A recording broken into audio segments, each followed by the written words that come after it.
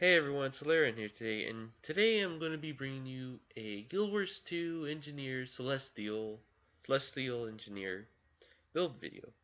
And this is just a build that I randomly came up with, thought I'd have some fun doing it, and it turned out to be pretty fun, pretty good, and it's more of a sort of running around points, pulling people off, sort of somewhat like a decap, but you're not actually capturing the point since holding a point with this build is extremely difficult. But that's how the build norm sort of works. Let's get straight into the traits, weapons, and skills. But first we must get rid of this rock, which I have no idea why I have. So this build is a full-on toolkit build. You're using old kits with the elixir gun. Uh, we'll be using the healing turret as our heal skill and the supply crate as our elite skill. We'll go straight into our traits so that way I can explain how these these skills work together.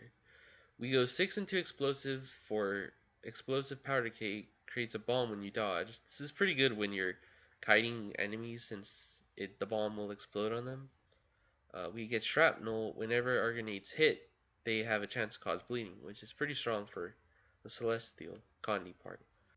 Next we get reverse mines, plant 5 mines around yourself once you hit a certain threshold, which is 25%.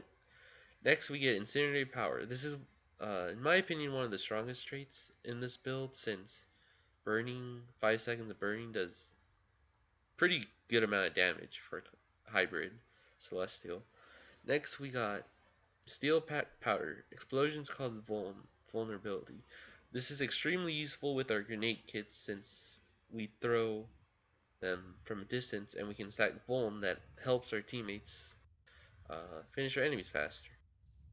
Then for our last trait, we get Grenadier. We get an extra grenade when we throw, so rather than throwing 2, we are throwing 3 grenades. And for our toolkit, Grenade Barrage, rather than throwing 6, we're throwing 7. Next we go into Alchemy. We get Elixir B, Fury, Might, Retaliation, Swiftness once we hit 75% health. We get Projection Injection. Really useful since once you get knocked down as an engineer, you don't really have much of a stun breaker. Our only stun breaker is Healing Mist. And then after this we get Transmute. Incoming conditions have a chance to convert into boons. This is 100%, but it only has one, and it's on a 15-second cooldown. So it's not really reliable, but it's better than taking a strong condition. Next we get Backpack Regenerator. This trait is one of my favorites in here since we'll be using a lot of toolkits, we'll be swapping. We'll be constantly healing since the only way engineers have heal is by using regenerating mist, healing mist, or the healing turret.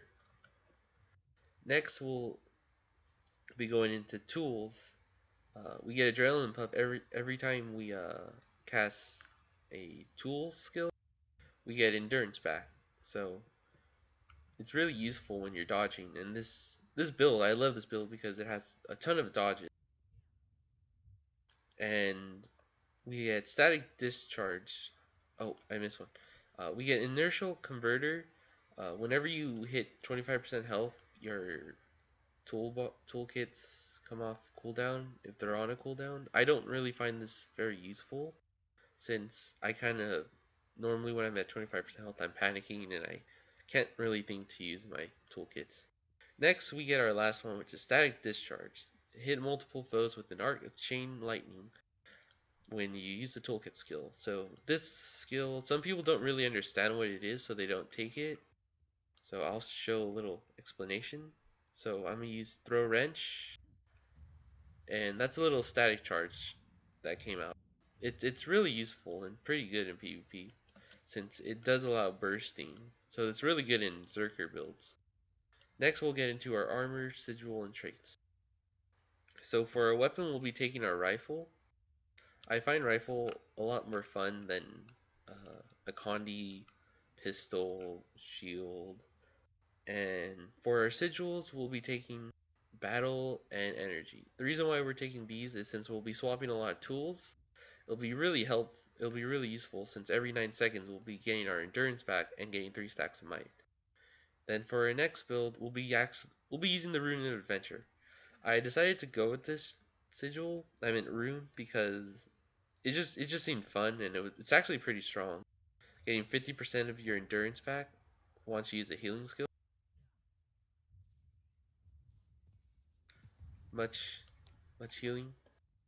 And also, do not forget, this also works really well when you're using the turret heal and then you blast it because then you get an extra 10% endurance back and you're basically almost back to full if you used all your dodge rolls.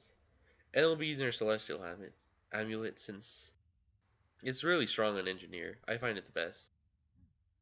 And then I'll show you a standard sort of combo you could do with this build, and that is have toolkit 5. I'm in toolkit 5. Just the plain toolkit. And oh, well, it looks like we have to go find another target. We can use this light golem right in the middle. I don't think. Oh, never mind. He's being taken. We'll go for this heavy, this indestructible golem since he seems indestructible. So what the best way to do is pull an enemy, immobilize, skill 3 on the rifle, skill 4, and it normally would knock them back, and then you can just lob your grenades. For the skill grenade barrage, for static discharge, the grenades need to land before the static actually discharge. So all your skills need to hit or need to finish before the static actually comes out. Some people don't really understand that and they get angry, I guess. And so we also the one of the downside of these of being just an engineer in general is you don't have much condi clear. So that's why we're taking healing turret over something like AD, which since AD more had to be in like a tough situation to get the condi clear, while healing turret removes 2 conditions. We have elixir gun for a blast finisher. This is really useful in kiting enemies. You could use uh, F1, then cast skill 4, and well, I messed it up, but you'll get a blast finisher for water. And then one of the strongest healing skills that the engineer has also is the super elixir. This doesn't say it cures a condition, but it does. So, but it only cures one condition. So if you're stacked condition, it's not really gonna save you, but it's very helpful than having nothing at all. There you go, area healing. And with the healing turret, you can at least remove 2 condi cleanses. And with this build, you have a lot of dodging, which is what I really find this build so much fun because you can just evade, evade, evade. You're probably wondering, since this build has so much evading, why don't we take invigorating speed, gain endurance when you gain vigor when you get a speed buff, since we're running speedy hits. And that's just because I prefer projectile injection rather, since I see myself running into more CC heavy classes rather than other ones that require more dodging. I'm making no sense right here, but I enjoy this build. It's really fun. You should try it out maybe. Might not be for you, but it is very fun. Elixir gun, uh, toolkit, and grenade kit is all the kits. And something I really enjoy about the grenade is the power line. Grenades do a ton of damage when you have these traits, since they can crit a lot, and so you have a high chance of inflicting the burning.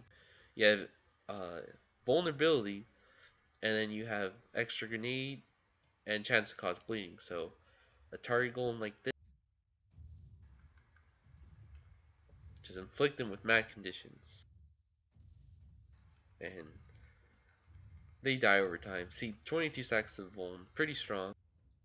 Another trick you can do is pull. Oh, I messed it up. You can pull and then you can throw. You can switch to your grenade kit and then just throw your grenades at him, and it it'll be do pretty good amount of damage. So this is my video. This is my build.